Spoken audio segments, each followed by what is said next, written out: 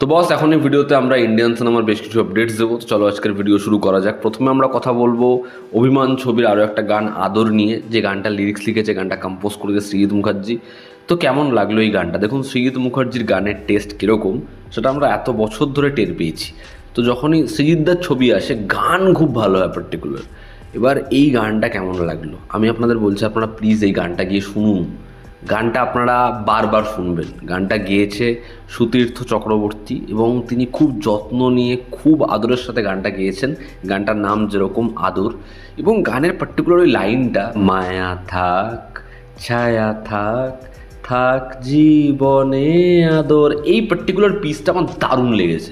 গানটা আপনারা শুনুন, আপনাদের ভালো লাগবেই। যেরকম কম্পোজিশন, যেরকম লিরিক্স, ভীষণ ভীষণ সুন্দর। এবং যদি ভিজুয়ালসের কথা বলি, তো এখানে মূলত বাবা ছেলের সম্পর্কটা, তাদের মধ্যে দূরত্বটা, এটাকেই এস্টাবলিশ করা হয়েছে। যেখানে একজন সিঙ্গার তার খ্যাতিনামায় সে কীরকমভাবে নিজের পরিবারকে পিছনে ছেড়ে দিয়েছে, তার পার্সোনাল স্পেস সেটা কিভাবে ঘেটেছে, এবং পরবর্তী একটা সময় এই পার্সোনাল স্পেসটাই সে ঠিক করতে চাইছে, যেখানে মেবি জিউ সেনগুপ্তর যে ক্যারেক্টার, সে তার ছেলে এবং বাবার ছেলের মধ্যে একটা বিশাল বড় দূরত্ব তৈরি হচ্ছে, কিন্তু পরবর্তী সময় ছেলেই বাবার অবলম্বন হয়ে দাঁড়াচ্ছে। প্রত্যেকটা সিকোয়েন্সে যেরকম প্রসেনজিৎ চট্টোপাধ্যায়ের লুকস, তাকে যেরকম দেখতে লাগছে, যেরকম এখানে লাইটিং করা হয়েছে, সেটা অ্যাপ্রোপ্রিয়েট ভালো লাগছে। তো ওভারঅল এই গানটা আপনারা শুনুন, আপনাদের ভালো লাগবেই লাগবে। এবার যদি আমরা আপডেটসে আসি, তো আজকের প্রথম যেটা আপডেট সেটা হচ্ছে শাহরুখ খানের কিং ছবিটা থিয়েট্রিক্যাল রাইটস বড় দামে বিক্রি করেছে। এবার এই ছবির মিউজিক রাইটস সেটাও একটা হিউজ অ্যামাউন্টে বিক্রি করেছে। জি মিউজিকের কাছে এই ছবির নিজের মিউজিক রাইটস বিক্রি করেছে অ্যারাউন্ড 45 CR, যেটা একটা হিউজ অ্যামাউন্ট। দেখার কিংয়ে কটা গান থাকে এবং সেই গানগুলো আমাদের কী লেভেলে মস্তি দেয়। পরবর্তী যেটা আপডেট সেটা আলিয়া ভাট, শারভারি, ববি দেওয়ালের ছবি ওয়ারএফএ স্পাই ফ্র্যাঞ্চাইজির পরবর্তী অধ্যায় আলফা নিয়ে।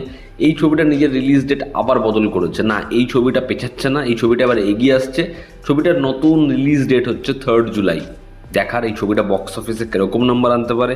পরবর্তী যেটা আপডেট সেটা হচ্ছে লাহোর 1947, যে টাইটেলটা এখন চেঞ্জ হয়েছে বাটোয়ারা 1947। এই ছবিটার টিজার আসতে চলেছে 15ই জুন। আমরা জানি এই ছবিটা ইন্ডিপেন্ডেন্স উইকেন্ডে আসছে। দেখার সানি দেওয়াল আমির খানের কোলাবোরেশন এই ছবিটা বক্স অফিসে কীরকম নাম্বার আনতে পারে। শাহিদ কাপুর, কৃতি সানন, রশ্মিকার ছবি ককটেল 2, যার গানগুলো অডিয়েন্সের খুব পছন্দ হচ্ছে।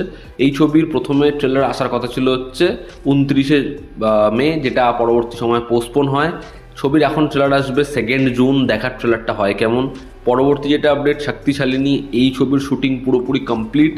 খুব শীঘ্রই একটা অ্যানাউন্সমেন্ট আসবে যেখানে ছবির রিলিজ ডেট রিভিল করা হবে। ছবিটা ক্রিসমাসের টাইমে আসছে না। এই ছবিতে অনিত পদ্মার ডুয়াল রোল রয়েছে। দেখার এই ছবিটা হয় কেমন। FWIC রণবীর সিংকে তো কোনো রকমভাবে ব্যান করেছে, তার এগেইনস্টে তার পরবর্তী কাজগুলোর মধ্যে হোল্ড বসিয়েছে। তবে রণবীর সিংয়ের প্রলয় ছবিটা, সেই ছবিটার শুটিং স্টার্ট হতে চলেছে এ বছরের আগস্ট মাস থেকে। দেখার এই ছবির শুটিং সেটা কোনো রকমভাবে হার্ডেলস ফেস করে না একদম স্মুথলি হয়। রণবীর সিং আবার একটা ব্লকবাস্টার দেওয়ার জন্য প্রিপেয়ার হচ্ছে। দেবের পরবর্তী ছবি যেটা হচ্ছে দেশু 7, দেব, শুভশ্রী, অনির্বাণের কোলাবোরেশন দুর্গাপুজোর সময় আসছে। সেই ছবিতে কো প্রডিউসার হিসেবে যুক্ত হয়েছে নিসপাল সিং রানি, অর্থাৎ সুরিন্দর ফিল্মস। এবার দেব এবং Surinder films last time collaborate করেছিল হচ্ছে খাদানে, যেটা বক্স অফিসে দারুণ নম্বর এনেছে। দেখার দেশু 7 কি বক্স অফিসে ব্যাপক নম্বর আনতে পারে। খলনায়ক রিটার্নস, এই ছবির কাজ শুরু হচ্ছে, ছবির অ্যানাউন্সমেন্ট হয়েছে। তবে এই ছবিতে জগ্গু দাদাও ফিরছে। হ্যাঁ, এই ছবিতে জগ্গু দাদা ফিরছে, এটা কনফার্মড।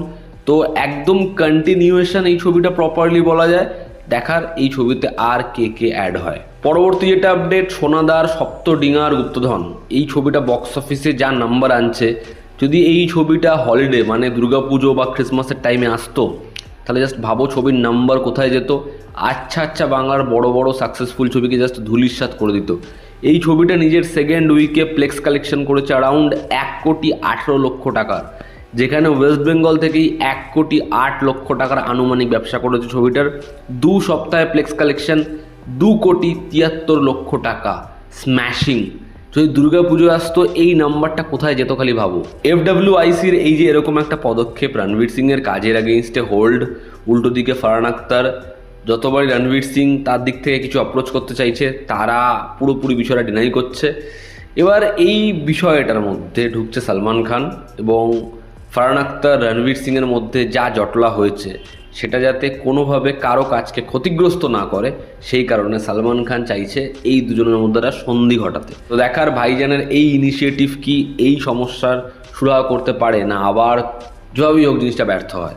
এবং আজকের অন্তিম যেটা আপডেট, প্রভাসের স্পিরিট এবং কালকি চ্যাপ্টার 2 এর কাজ পরপর চলবে এবং সেটা অনেকটা সময় নিয়ে হবে। তারপরে প্রভাস একটা ব্রেক নেবে এবং হম্বল ফিল্মসের সাথে প্রভাসের যে 3টে ছবির ডিল, সেটা কিন্তু হচ্ছে 3টে প্রজেক্টই ম্যাসিভ স্কেলের হবে, বড় বাজেটের ছবি হবে এবং 3জন বড় ডিরেক্টর সেই 3টে প্রজেক্টের পার্ট নেবে, যার মধ্যে একজনের নাম তো শোনা যাচ্ছে পৃথ্বীরাজ সুকুমারন, যদিও সেটা কনফার্ম নয়।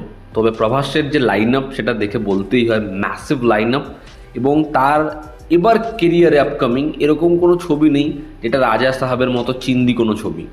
তো আপাতত সে যেসব ডিরেক্টরের সাথে যেরকম ধরনের ছবির প্ল্যান করছে সেগুলো প্রত্যেকটা বক্স অফিসে ম্যাসিভ হিট হতে পারে এবং প্রভাসের আপাতত 3-4 বছরে কোনো ছবি ফ্লপ নাও করতে পারে, দুর্ধর্ষ নম্বর আনতে পারে, কন্টেন্ট ওয়াইজ প্রত্যেকটা ছবি হেভি হতে পারে। দেখার। তো এই ছিল আজকের লেটেস্ট আপডেটস। তোমাদের কি অপিনিয়ন জানিও, জনতা আমাদের পাশে আছে। আবার দেখা হচ্ছে, ঠিক কি।